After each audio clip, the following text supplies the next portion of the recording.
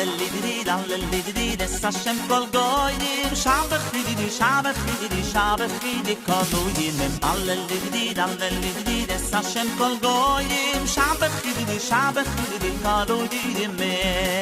Kivuva, uvelayini, uvulama meine chastoy, veneyemes, al vachevavim, veneyavo voilom allelidikol.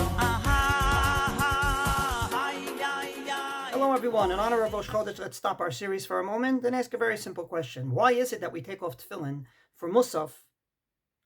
Why is it we take off Tefillin before Musaf on Rosh Chodesh? Comes along to Beit Yosef, who daven Nusach Sfard, and says, here's the reason, V'shamati shata mishum tebeotat tefillah omim keter, ve'inachon liot boto sha'ah keter tefillin. You say a special kedusha in Nusach Sfard and the Sfaradim, starting with the words Keter Yitnu Lecha Hashem Elokeinu, we give you a crown.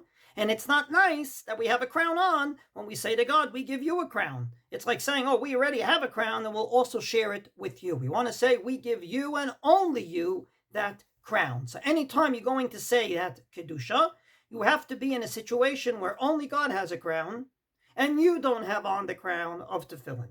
But what about the Nusach Ashkenaz people who say Nekadesh et Shimcha Ba'olam even in Musaf on Rosh Chodesh? So indeed, the Mishnah Berurah brings the Levush and says, "De kemo de'ein menichim tefillin b'yontiv, mishum sheyontiv ba'atzmo ot, kemo kein yesh lehog b'Rosh Chodesh al kol panim b'sha'at Musaf." Just like we don't wear tefillin on Yontiv, because Yontiv in and of itself is a sign, and we do not need that extra sign of tefillin on Shabbos and Yontiv. So Musaf, where we talk about how unique Rosh Chodesh is, specifically, we take off our tefillin. Obviously, the ramification between these 2 points of view is going to be Nusach Sfard versus Nusach Ashkenaz. If you daven Nusach Sfard, it's a dead giveaway. You have to take off your tefillin before Musaf. But if you daven Nusach Ashkenaz, maybe not. And indeed, the Ramah says, "V'dafka b'makom shomrim b'musaf kedushat keter." If you go with the Beit Yosef's idea, then it's only if you daven Nusach Sfard, you're going to say Keter Yitnu Lecha in Musaf. And indeed, the Taz says, Shamati b'shem gadol ador echad, he doesn't say who it is, that Lo hayachol tzan b'musaf, kevan she'en omrim Keter. He daven Nusach Ashkenaz, so he didn't take off his tefillin for Musaf on Rosh Chodesh. Al kein ireh, dahanohe kein she'en lechol tzan, en alav tluna, al shehu soter haminhag, ki yesh lo al mi lismoch. That if someone does not take off his tefillin before Musaf and davens Musaf with his tefillin on Rosh Chodesh, you can't come to him and say you're doing something wrong. Why? Because if he's davening Nusach Ashkenaz, maybe there's no reason to take him off. But as we said earlier, the Mishnah Berurah, the name of the Levush, says that's not the reason, but rather Rosh Chodesh is a quasi-yontiv, at least at Musaf. And therefore the Ramah indeed says, no hagim l'salkam kodem Musaf b'chol makom. Even though the Beit Yosef has a point, the minhag is to take him off. And my question is a very simple one. I understand, according to the Beit Yosef, why you take him off from Musaf, because there, and only there, you say Keter. But according to Nusach Ashkenaz, why is it only Yontiv at Musaf and not at Shacharit? At Shacharit we say Ya'aleh v'yavo, just like we say on Chol HaMoed Pesach and Sukkot, and it's Yontiv at Shacharit, just like it's at Musaf. If you forget Ya'aleh v'yavo at Shacharit, you have to go back, just like on the Yontiv of Pesach and Sukkot on Chol HaMoed. So why is it that it's only Yontiv at Musaf?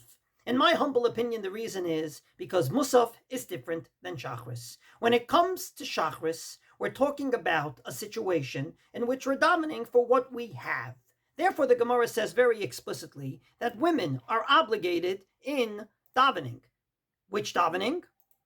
Obviously, Shacharit. The Gemara says in Maseches Brachos that women are chayav in davening. Derachmei ninu, because davening is asking for mercy. That's at Shacharit, but not necessarily at Musaf. The Rabbi Akiva Eger is famous in quoting the Besamim Rosh, a very controversial responsum, but a responsum it is. The Nashe Peturot mitfilat Musafe de'no ba'el lezeche chiyuv korbanot. V'isha lo hayta shokeret ve'en la chelek b'korbanot tzibur. Women is not chayav in Musaf, only in Shacharit, because Musaf came from the Chatzi Shekel, and women are not chayav in the Chatzi Shekel.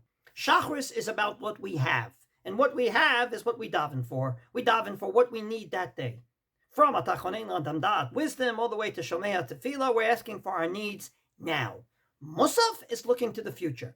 Musaf is looking to a time in which we are going to once again bring korbanot, once again be and have the privilege of having a Beis HaMikdash, and therefore it's talking about a futuristic time. Rosh Chodesh today is just a longer davening for us. It really has no significance outside of that. The regular day of work, we go to work, we come home, we just have to remember to say Ya'aleh V'Yavo. But in the future, hopefully Rosh Chodesh will be a real yontif like it used to be. And from that perspective, when you daven Musaf, anytime you daven Musaf, you don't daven for what you have. You daven for what will be. You don't daven presently for what you lack. You daven for what you hope will happen in the future. And in that hopeful time, Rosh Chodesh will be a much bigger yontif than it is today. And therefore, to show already now that we believe it will happen, we take off our tefillin, even if we daven Nusach Ashkenaz. Wishing everyone a Chodesh Tov.